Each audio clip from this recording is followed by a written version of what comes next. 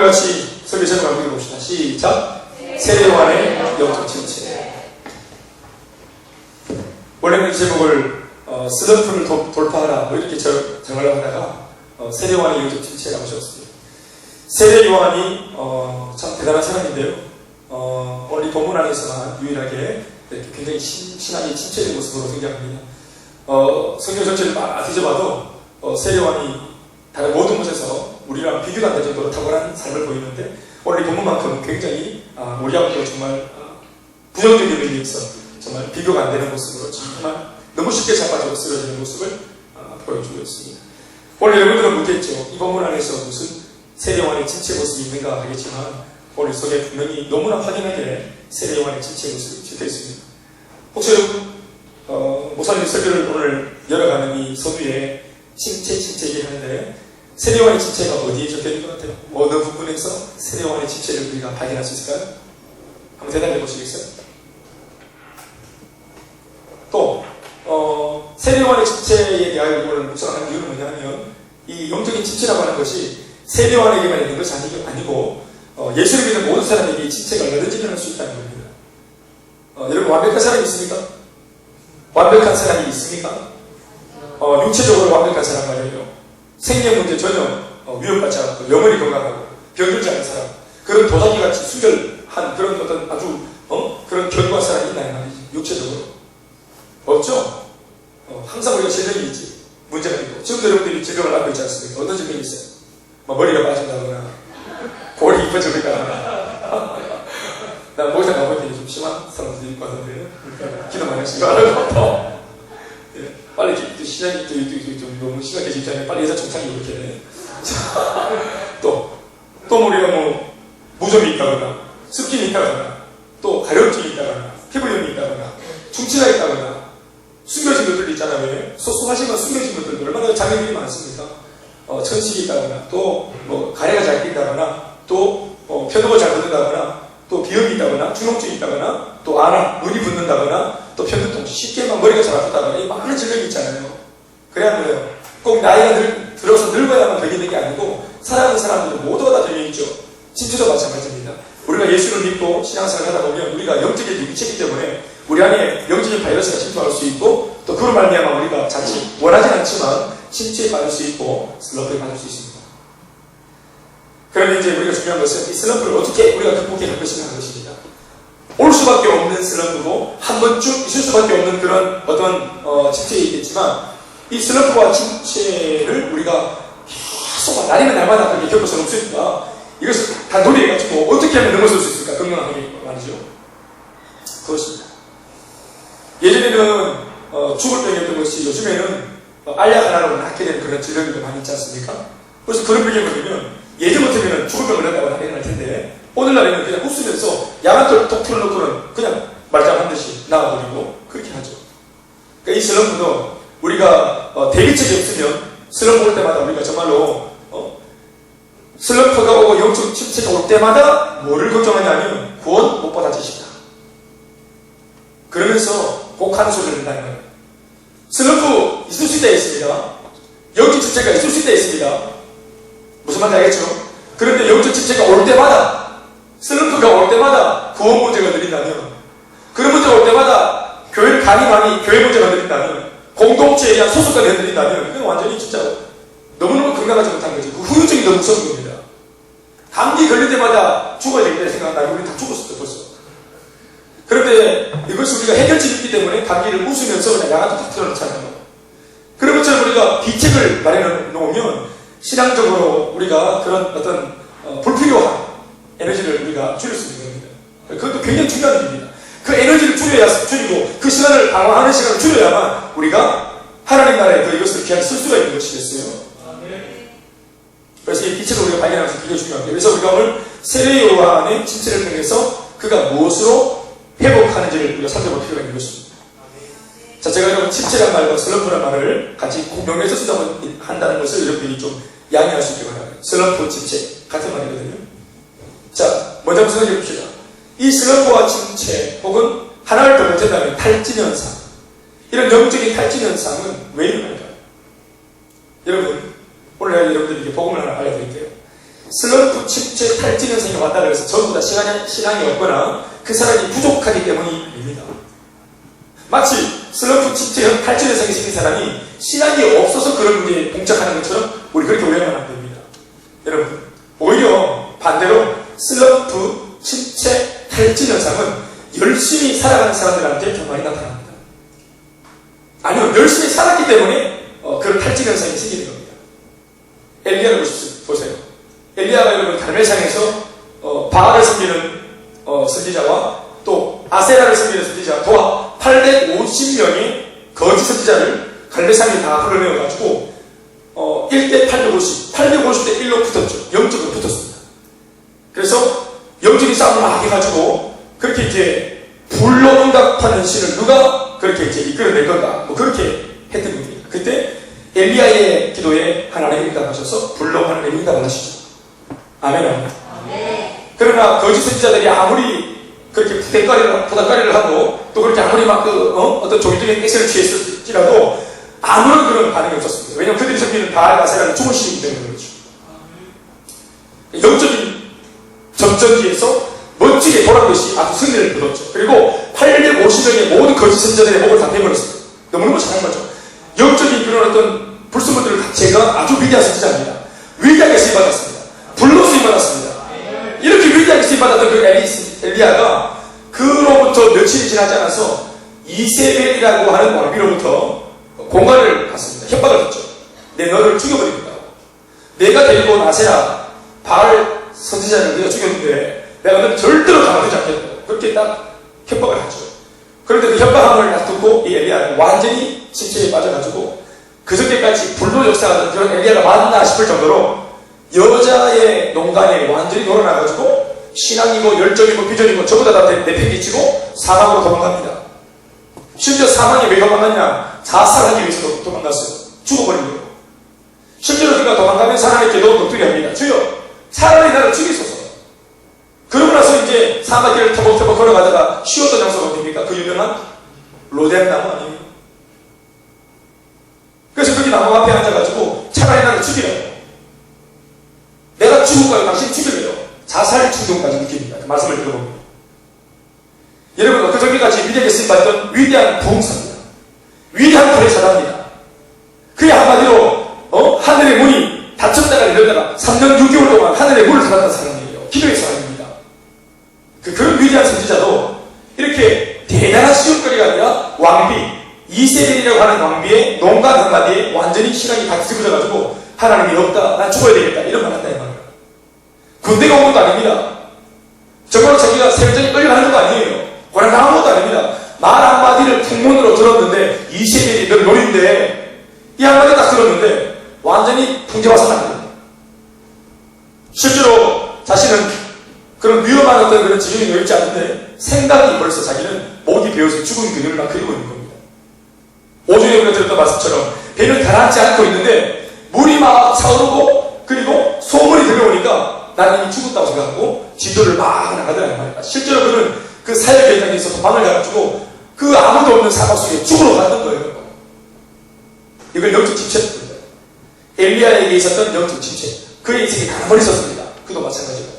그런데 이 침체가 언제 왔습니까? 무엇 직후에 왔습니까? 가장 위대하게 쓰임받았고 난 뒤에 바로 영적 침체가 찾아왔습니다. 슬럼프, 침체, 탈진 현상. 이거 멋지게 쓰임받고 아주 그냥 열정적으로 달렸기 때문에 생긴 거예요. 다윗도 여러분, 영적 침체가 찾아옵니다. 언제 그랬습니까? 바로 한 여인을 향하여서 마음속에 음욕을 품었을 때입니다. 늘 전쟁터에서 하나님의 말씀을 따라 열심히 자신의 삶을 돌아보지 않고 하나님 나라를 위해서 충성하고 봉사하고 섬기고 사역할 때는 사탄이 아무 것으로도 다윗을 넘어뜨릴 수가 없었습니다. 심지어 골리앗을 등장시켰는데도 다윗은 전혀 쫄지 않았습니다. 그러니까 환난이나 핍박 같은 것으로는 다윗은 절대로 넘어지는 사람이 아닙니다. 그런데 은밀한 유혹, 은밀한 시험, 아주 수동적이고 아주 그냥 정적인 그런 여인의 여러 개 여인이 딱 등장하고 딱 눈에 앞에 벌쩍벌쩍거리니까 마음이 뺏겨버립니다. 그래서 죄를 짓고 영적 탈진으로 자빠져 버립니다.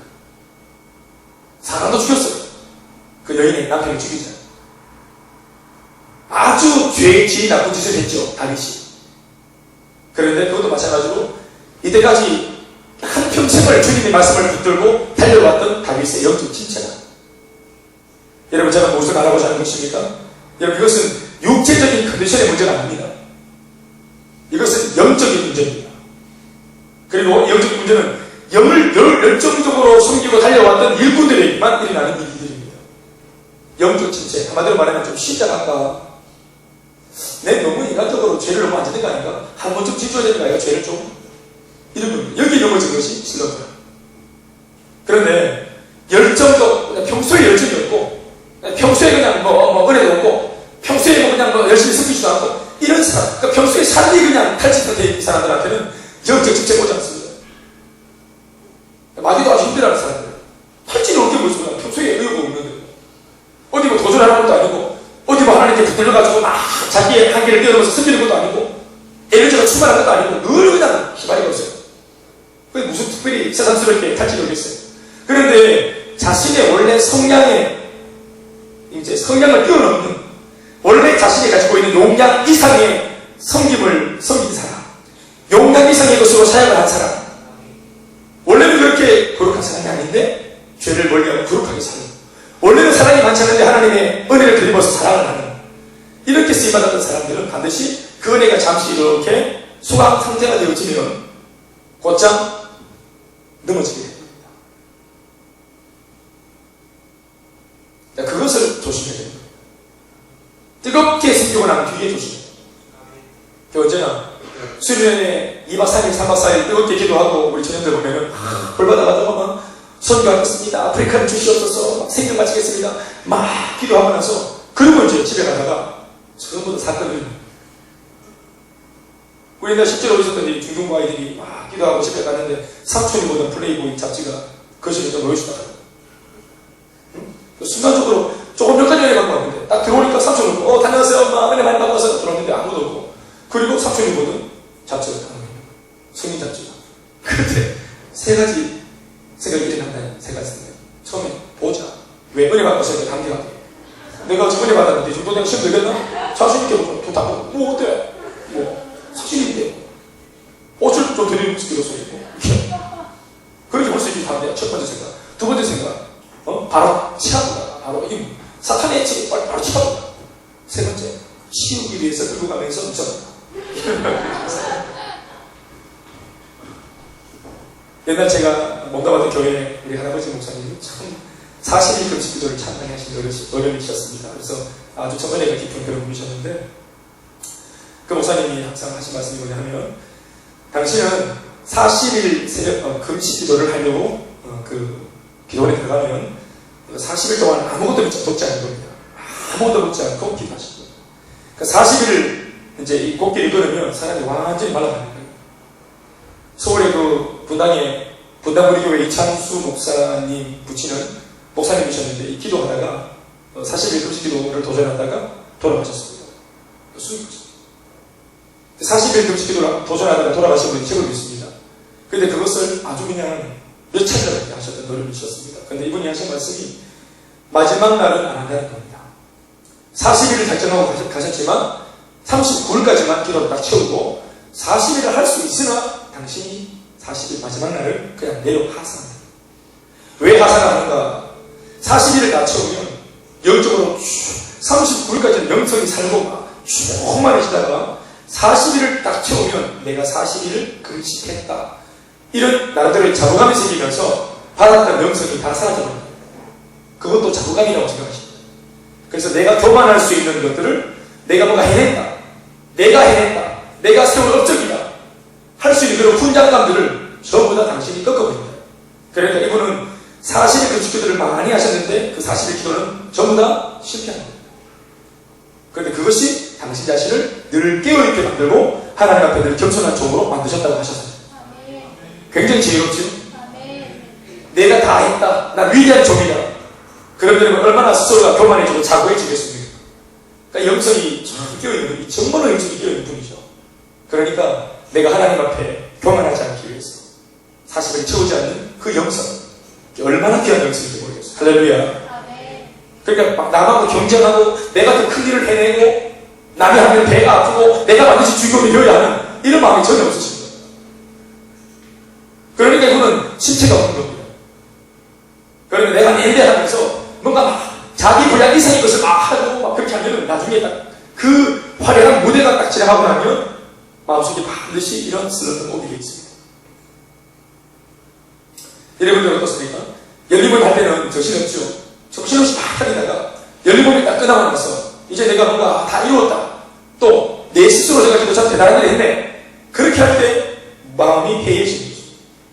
그리고 열리본을 한다고 한 3개월 동안 못했던 뭐 어떤 그런 또 세상적인 일들 이런 것들이 막 눈에 들어오고 또 그렇게 되는 것입니다. 생각도 마음도 몸도 실제로 움직이고 반응하고 이렇게 되는 것입니다. 그래서 훈련을 딱 마치 방학의 한 달 동안 많은 사람들에게 맡겨 시험을 걸을 겁니다. 그러니까 여러분들이 할 것은 시험은 반드시 올 것인데 그때 비로소 여러분들이 여러분들이 훈련 받았던 내용들을 가지고 그 난관들을 넘었어야 하는 것입니다. 만약 여러분들이 해이해져서 영적으로 무기력하게 진짜 방학이다 하면은 진짜로 방황하게 됩니다. 그걸 명심하시기 바랍니다. 슬럼프가 왜 오를까? 열정적으로 다르기 때문인데 또 구체적으로 이유를 잡으려면 슬럼프가 왜 올까? 약점이 생길 때 슬럼프가 들어옵니다. 오늘 우리가 18절부터 읽었는데 18절이 아니라 17절부터 한번 읽어볼까요? 17, 18절 읽어볼까요? 자, 오늘 성경을 열어보시고 17절 같이 읽읍시다. 시작! 예수에 대한 이 소문이 온 유대와 사방에 두루 퍼집니다. 자, 예수에 대한 이 소문이 뭘까요? 예수님이 이 땅에 오셔서 이제 공생애를 시작하시면서 세례 요한보다 더 훨씬 위대한 사역과 위대한 업적들을 많이 일으키신 겁니다. 세례 요한하고는 비교도 못하는 놀라운 역사가 예수님을 통해서 막 일어나는 거예요. 그랬더니 예수님에 대한 이야기가 삽시간에 온 동네 소문이 아주 퍼다니는 거죠. 그러니까 사람들은 예수님을 보면서 세례 요한을 다 잊어버렸습니다. 예수님이 대단하다면서 모두가 예수를 결범했습니다. 바로 이런 예수에 대한 소문이 온 유대와 사방에 두루 퍼집니다. 그리고 이 두루 퍼지고 있는 예수에 대한 소문을 누가 들고 어디로 갑니까? 자, 보십시오. 18절 시작. 요한의 제자들이 다시 읽으세요. 시작. 요한의 제자들이 이 모든 일, 예수님에 대한 이 모든 소문을 누구에게? 세례 요한에게 알리니 자신의 스승 세례 요한에게 알렸다는 겁니다. 그 당시 세례 요한은 어디 있었냐면 옥에 있었습니다. 감옥에 갇혀서 이제 죽을 날 기다리고 있는 중에 있었습니다. 사형을 얻어받고 이제 언제 죽을지 모르는, 그래서 이제 살아있는 모습이긴 하지만 이미 죽은 모습과 진배 없는 지하 감옥에서 죽을 날만 기다리는 그런 죄인으로 지금 앉아 있는 겁니다. 그런데 간판에 앉아있는 그 세례 요한에게 제자들 4명이 쫓아가가지고 바깥 소식을 전해주는데 그 내용이 뭐냐 하면 1절에 왜 안 했으니까 스승이 왜 세례 요한 당신께서 요단강에서 세례를 줬을 때 왜 그 뭔가 좀 은혜가 임하고 왠지 좀 범상치 않은 그분 있지 않습니까? 아, 예수님. 그래요, 그분. 지금 그분이 지금 당신이 없는 동안, 부재하는 동안에 지금 온 유대당을 지금 다 지금 장악했습니다. 예수 소문이 지금 온 동네 방에 지금 퍼졌습니다. 사람들은 지금 당신을 잊고 있습니다. 세례 요한, 우리 선생님, 지금 당신의 이름 넉자는 지금 잊혀지고 있습니다. 모두가 다 예수만 열광합니다. 실제로 우리가 봐도 대단합니다. 그런데 당신의 제자의 우리들은 눈이 너무 속상합니다. 이런 소문을 세례 요한한테 슬쩍 들려준다. 요한의 제자들이 이 모든 일을 그에게 알리니. 그런데 여러분 상상해보세요. 분명히 이 소문을 들려주는 제자들의 의도가 좋은 의도가 아니었을 겁니다. 세례 요한도 제자가 있었거든요. 그 세례 요한에게 이 말을 넣어준 제자들이 어떤 의도를 넣었냐면, 스승님, 우리 다시 복귀해야 되지 않겠습니까? 예수님 지금 너무 잘하는데 이대로 이 모든 사역을 다 넘겨주기는 너무 아깝지 않습니까? 그런데 이렇게 노골적으로 말하지 않고 그냥 예수에 대한 소문을 그냥 설정해줍니다. 그럼 여러분, 온전한 정신이 있는 세례요한이라면 어떻게 나와야 되겠죠? 그래, 그거 아니다. 예수님이 잘 되셔야죠. 내 사역은 거기까지 아니다. 내 사역은 예수님을 준비하는 것인데 예수님을 위해서 다 준비했고 이제는 내 모든 바통을 넘겨드렸으니까 이제 예수님이 주인공이 되셔야지. 역사의 무대에 주님이 섰어야지. 그래, 맞다. 모든 사람들이 주님을 따라가고 주님을 바라보고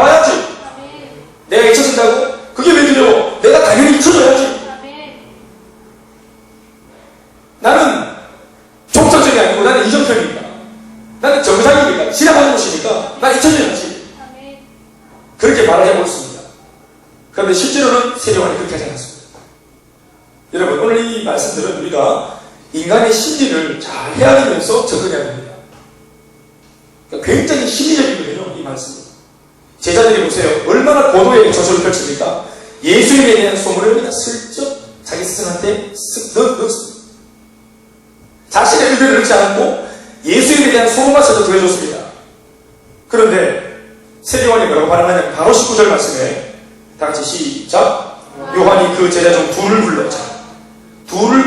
제자들을 애들로 다 부르면 들통나니까 너무 눈에 띄니까 그 중에서 2명만 불렀다는 거예요.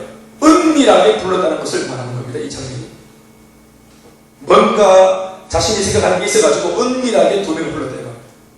다시 읽어봅시다. 시작. 요한이 그 제자 중 둘을 불러 주께 보내어 이르되 오실 그이가 당신이 오리이까 우리가 다른 일을 기다려오리이까 하라 하네. 얘들아, 둘러라. 내가 요즘 앞서 너희들 말한 그 얘기를 들었는데 예수님이 그렇게 잘 나간다 하네. 아, 그렇지. 그래. 근데 내가 질문을 한 가지 좀 해야 되겠다. 내가 직접 해야 되겠지만 이 질문을 예수님한테 가서 너희들이 직접 좀 물어봐. 자, 그 질문의 내용은 뭐죠? 우리가 이때까지 기다리던 분이 우리가 이때까지 기다리던 메시아가 예수님 당신이 맞습니까? 한 번만 더 확인합시다. 이거 내 대신 질문해라. 이 말이 뭘까요? 우리가 이때까지 기다리던 분이 당신이 오리니까 우리가 다른 일을 또 기다릴까? 당신이 메시아가 맞습니까? 만약 당신이 메시아가 아니라면 세례요한의 말이 뭐예요? 나는 이 형장 예수로 지금 지하 감옥에서 쓸쓸하게 외롭게 죽을 필요가 있다 없다? 없다. 또 죽어서도 안 된다는 거야. 왜? 자신은 메시아를 준비하는 사람이기 때문에. 자기의 삶은 메시아 앞에서 메시아를 준비하는 사람이기 때문에 당신이 메시아가 아니면 나 죽을 수 없다는 거지.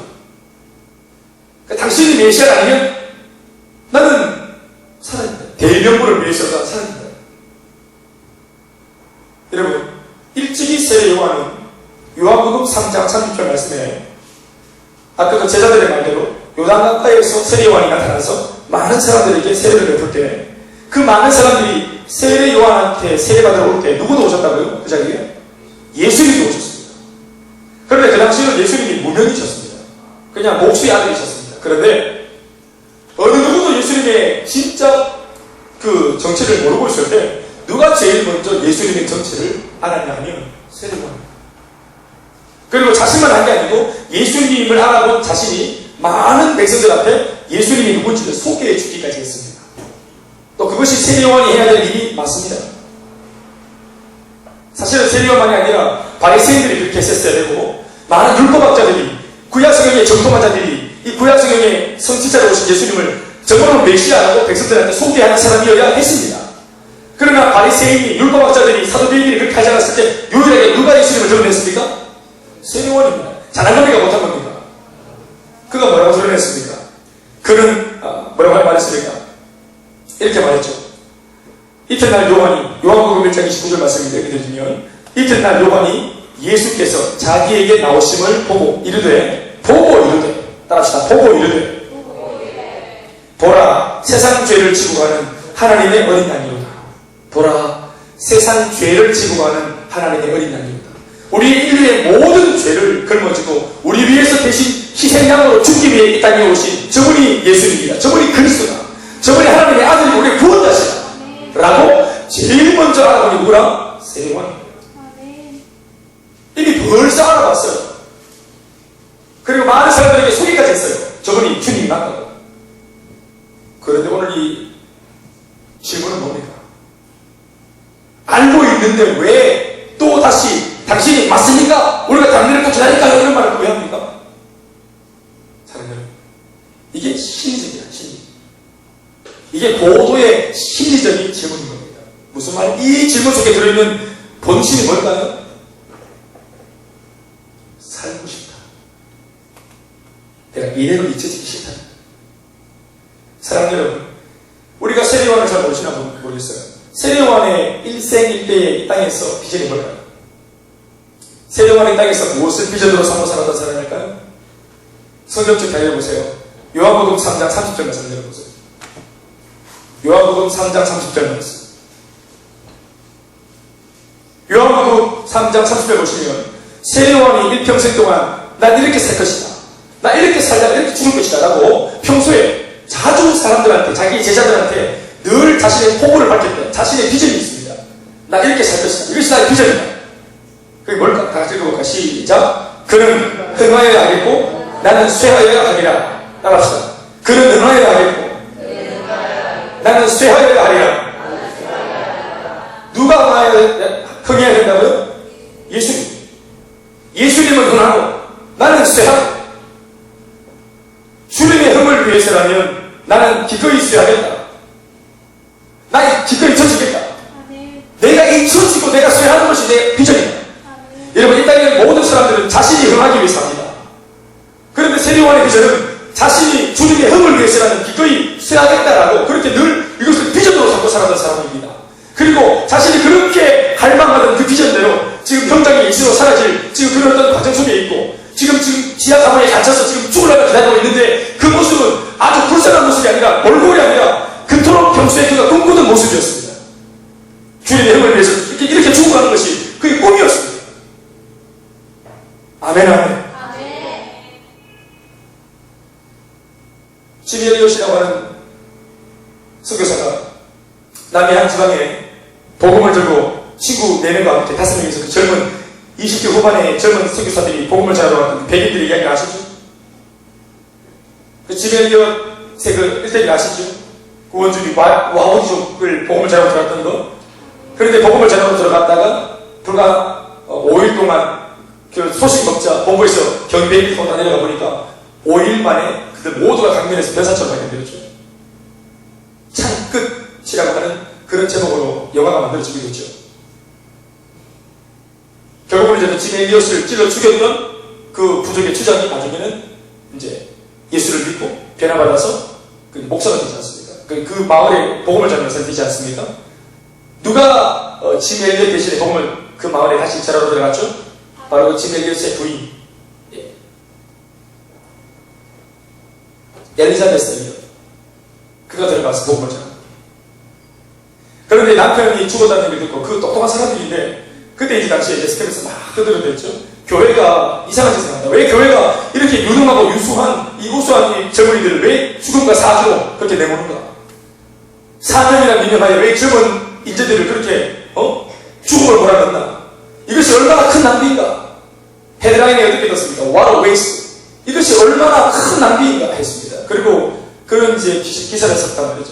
그때 그 기사를 읽은 그 엘리자베스가 부인이 이 신문을 그대로 들고 이 기사를 쓴 기자를 찾아갑니다. 찾아가서 당신이 이 기사를 썼냐고. 내가 썼다. 그랬더니 제목을 바꾸셔.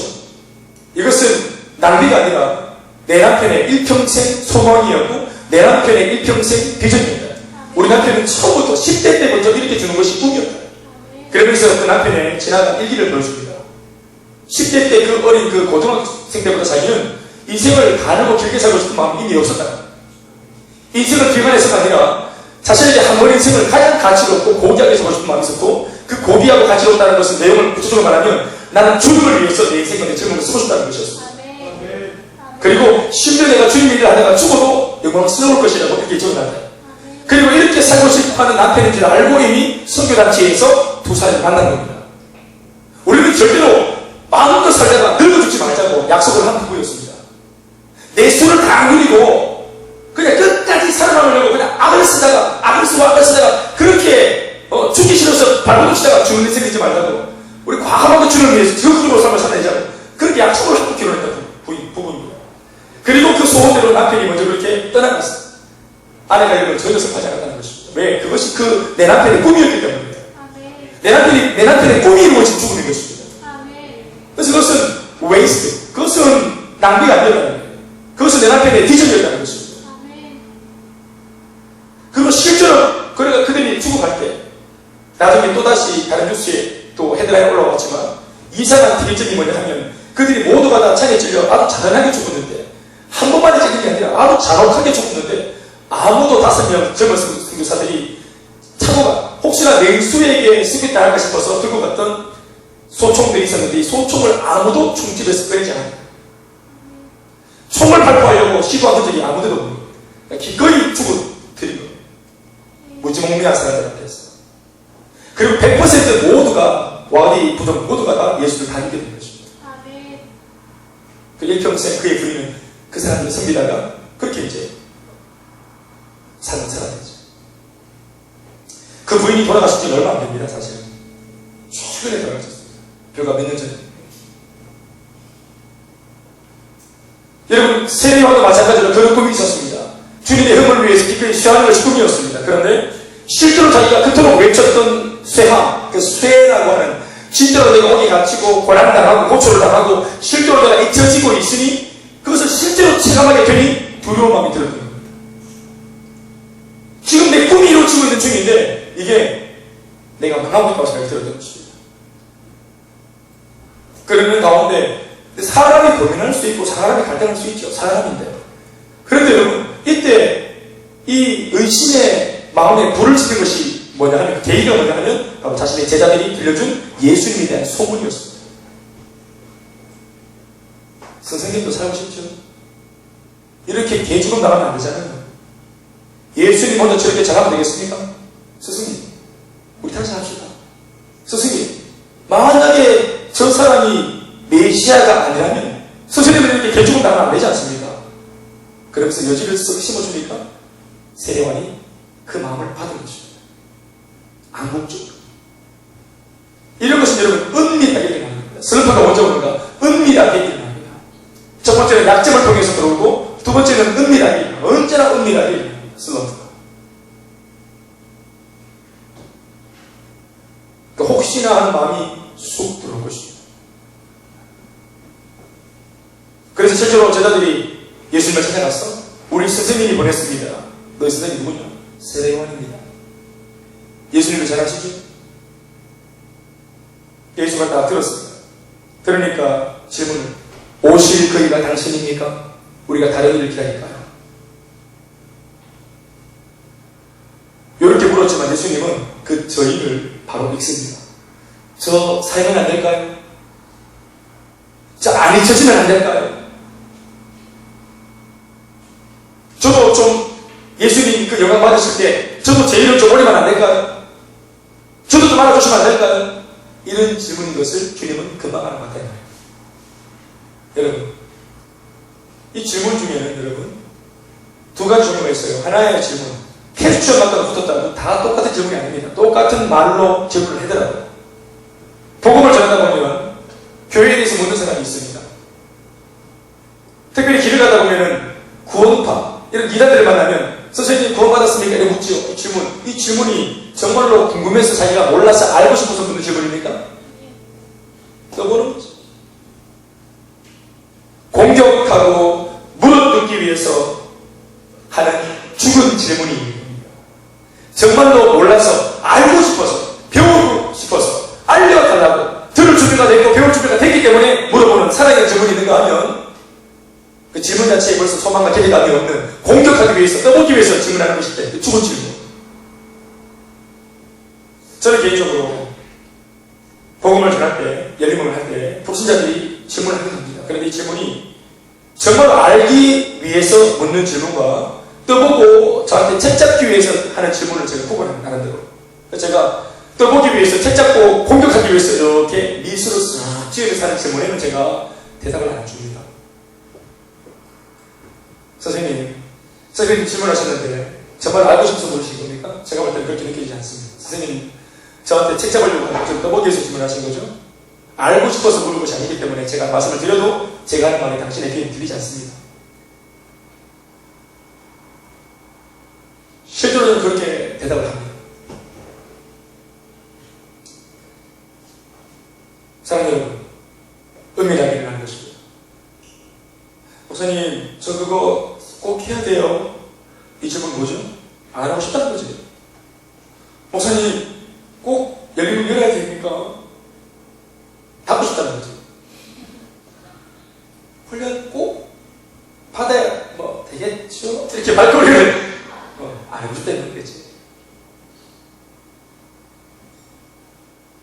여러분, 그 진리를 사람은 속지만 하나님은 안 속습니다. 그래서 유명한 이제 예수님의 해법이 등장합니다. 예수님이 제자들에게 이렇게 보세요. 제자들이 묻기를 당신입니까? 다른 일을 기다려 오리이까? 지금부터 되게 어렵다네. 당신이 오리이까? 다른 일을 기다려 오리이까? 이렇게 물으면 예수님이 기다합니다. 예스와 노로 대답해야 되죠. 그런데 당신입니까? 예스, 노 이렇게 해야 되는데 당신입니까? 이렇게 물으니까 뭐라 대답하냐면 주님이 완전히 동문서답 합니다. 뭐라 하냐면 질문 딱 받아 당신입니까? 이러는 게 예수님이 가만히 계시다가 그냥 하시는 일을 하시는 거야. 무슨 일 하셨어요? 오늘 본문 보니까 눈먼 자를 눈을 뜨게 하고 지금 지문에서 다 기다리고 있는데 예수님 밥 하나 주시고 쓱 돌아보시더니 마치 그 앞에 다 병 때문에 와 있었던 그 간절한 사람들, 눈이 먼 사람들에게 손을 따라줘서 내가 명하노니 눈을 들지어다 하니까 눈을 탁 뜨는 거예요. 안전뱅이가 막 기어서 왔습니다. 내가 명하노니 일어나서 집으로 돌아갈지어다 했더니 자리에서 벌떡 일어납니다. 벙어리 된 사람이 찾아왔어요. 벙어리 된 귀신을 따라갈지어다 했더니 말문이 돌아왔어요.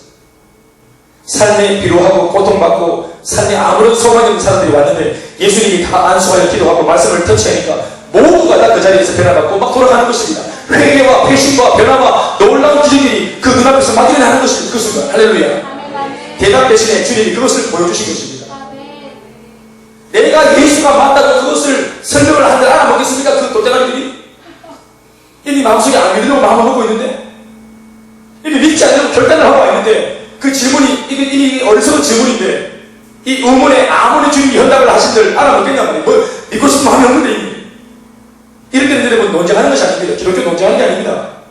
기독교 논쟁하는 게 아니라 이 말이다. 전도할 때 논쟁하는 것이 아니에요 여러분. 능력이 나타나는 능력이. 자, 내가 누군지 물었다. 내가 누구냐 하면서 보여준 것이 뭐냐면 눈을 뜨게 하고 말이 돌아오게 하고 인생이 변화받게 하고 인생이 회복되게 하고 죄상을 받게 하고 문제가 일어나가는 것을 보여주신 것입니다. 말로 하는 것이 아니라 능력을 드러내는 것입니다. 능력을. 여러분 역사에 어떤 이런 일이 일어난단 말이에요. 어떤 사람이 이런 놀라운 일들을 일으켜낸단 말이에요. 이런 일을 누가 하게 했나요? 그분이 메시아 아니겠어요? 그분이 구원자 아니겠습니까? 그리고 하는 말이 예수님이 뭐라고 말씀하십니까? 그 모든 것을 보여주신 다음에 예수님이 비로소 돌아서가지고 그 제자들한테 뭐라고 말씀하십니까? 22절 말씀입니다. 다 같이 읽어볼까요? 예수께서 시작 대답하여 이르시되 너희가 가서 지금 방금 보고 들은 것을 요한에게 알리게 잡으십시오. 너희가 가서 뭘 전해라? 방금 너희들 눈으로 직접 보고 들은 것을 전해라. 뭘 봤습니까? 놀라운 기적을 봤죠? 요한에게 알리되 이렇게 구체적으로 알려줘라. 시작 맹인이 보며 못 걷는 사람이 같이 시작 맹인이 보며 못 걷는 사람이 걸으며 나병한 자가 깨끗함을 받으며 귀먹은 사람이 들으며 죽은 자가 살아나며 가난한 자에게 뭐가 전파된다? 할렐루야. 복음이 승리가 아닙니까? 승리자로부터 승리가 나오는 겁니다. 예수님이 승리자예요. 인생의 패배자들이 주님께 왔는데 예수를 딱 만나니까 전부 다 승리자가 됐죠. 눈먼 자, 병든 자 전부 다 실패자 아닙니까? 이 실패자들이 낙오자들이 예수를 딱 만나는 순간 예수님처럼 승리자가 되어버렸죠. 소망 없는 사람들한테 소망을 주고 승리를 줄 수 있는 분이 누구냐는 거예요. 모든 인생의 승리자가 되시는 예수님 아니겠습니까? 이 사실을 너희들이 보고 들은 대로 전해라. 그 뒤에 여러분 말을 주님이지만 예수님이 하고 싶었던 말이 뭘까요? 그러면 알 거다. 따라합시다. 그러면 알 거다. 그리고 예수님이 보내면서 세례 요한의 지금 상태가 지금 어떤 상태인지를 예수님이 말씀하십니다. 마지막 말씀 23절 시작. 이 말씀 무슨 말씀이죠? 자, 이와 같이 너희들도 나 때문에 실족하지 않을 수 있다면 참 좋겠다. 그는 참 복된 자다. 이 말은 뭡니까? 예수님 때문에 실족한다. 예수님 때문에 시험 든다. 이 말이 뭘까? 일단은 이 말 자체가 뭘 의미합니까? 세례 요한이 어떤 상태다? 시험 들었다. 지금 실족했다. 누구 때문에? 예수님 때문에. 여러분 예수님 때문에 섭섭한 겁니다. 지금 세례 요한. 예수님 너무 달리십니다. 삐졌대요. 자기가 잊혀지고 있습니다. 예수님 한 번도 신방을 안 갔습니다. 가는 거예요. 그렇게 삐질 수 있겠죠. 예수님이 바로 평가합니다. 그 자리에서 바로 진단하기를 지금 세례요한이 잠시 시험 들었고 잠시 지금 쓰러진 것 같네.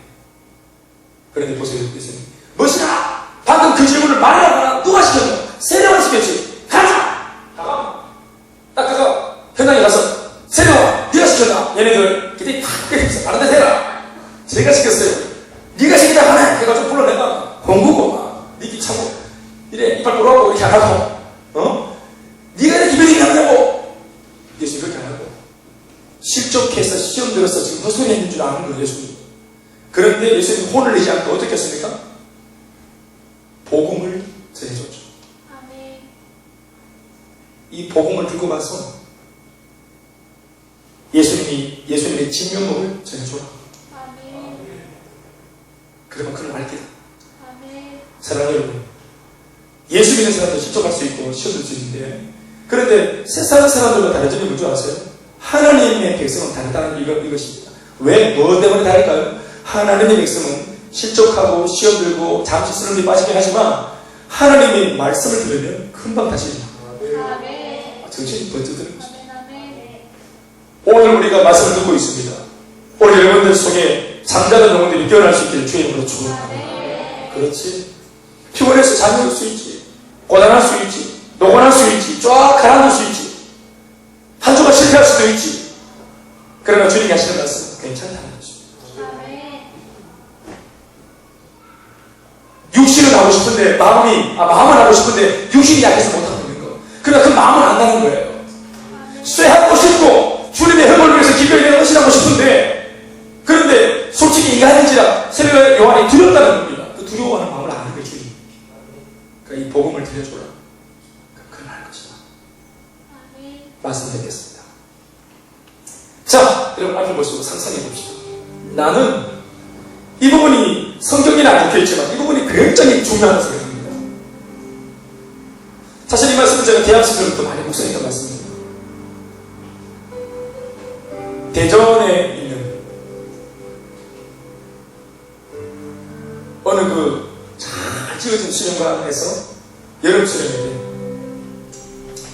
이 말씀을 우리 대학부 제가 조장으로 들어가서 리더로 들어가서 수련회 리더로 들어가서 저희 조원들 12명과 나눴을 때 우리에게 아주 거대한 폐기반을 불어드렸습니다. 이 말씀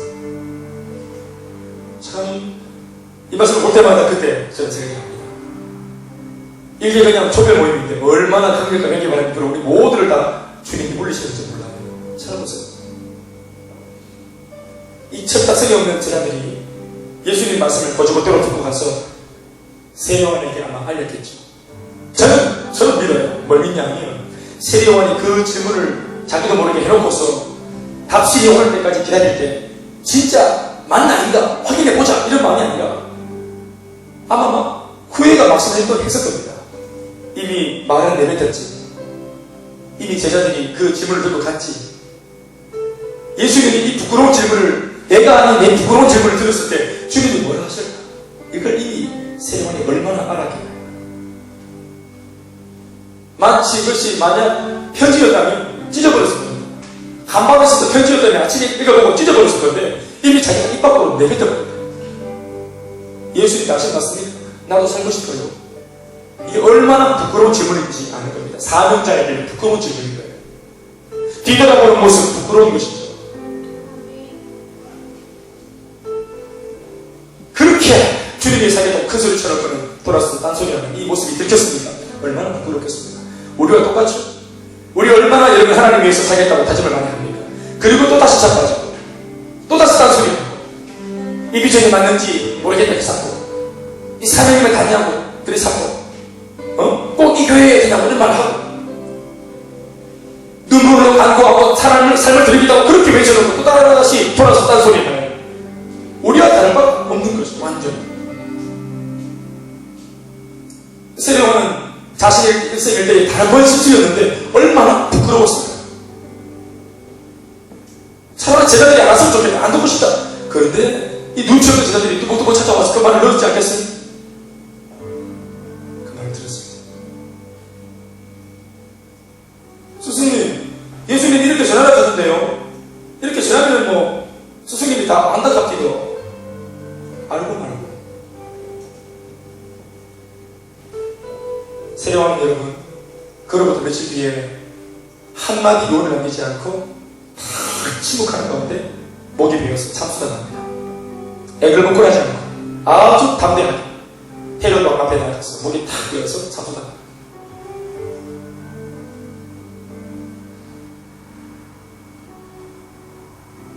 그 용기가 저는 그날 생겼다고 봅니다. 얼마나 그 지하 감옥에서 하나님 앞에 눈물로 통회하고 회개했겠습니까? 부끄럽습니다, 주님.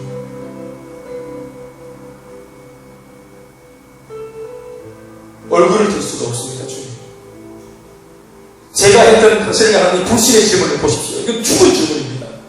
주님, 제가 신앙이 없고 믿음이 없어 드린 질문입니다. 내가 안양한 자존심과 인간적인 마음과 욕정 때문에 살고 싶어서 드렸던 이 어리석은 질문입니다. 그러나 이런 질문에도 주님이 말씀으로 나를 위로해줍니다. 야단치지 아니하시고 꾸짖지 아니하시고 나를 이 말씀으로 한 번 더 용기를 주신 주님 감사합니다. 주님, 저는 정말 어리석은 질문을 했는데 주님은 정말로 내 가슴을 두드리는 답을 주셨습니다. 주여, 내가 기꺼이 죽겠습니다. 주님, 내 기꺼이 죽겠습니다. 나 기꺼이 주님 나라 위해 죽겠습니다. 나 쓰러지겠습니다. 기꺼이 당신의 흠을 위해 나 계속해서 그냥 내가 그토록 외쳐던 대로 나 쇠하겠습니다. 주여, 오늘 이 시간 내가 결심하는데 주님 말씀을 통해서 내가 미소 지으면서 내 인생을 마감할 수 있도록 은혜 주시니 감사합니다. 고난을 받더라도 슬픈 것이 아니라는 사실을 알게 해주시니 감사합니다. 당신이 말씀만 했다면 이렇게 누가 이런 특권을 누리겠는가. 그리고 상상해보세요. 모두가 조롱하는, 두렵지 않냐고 무섭지 않냐고 조롱하는 그들 사이를 미소를 이렇게 놓으면서 걸어갔던 그 세례요한의 그 담대한 장엄한 모습을 생각해보세요.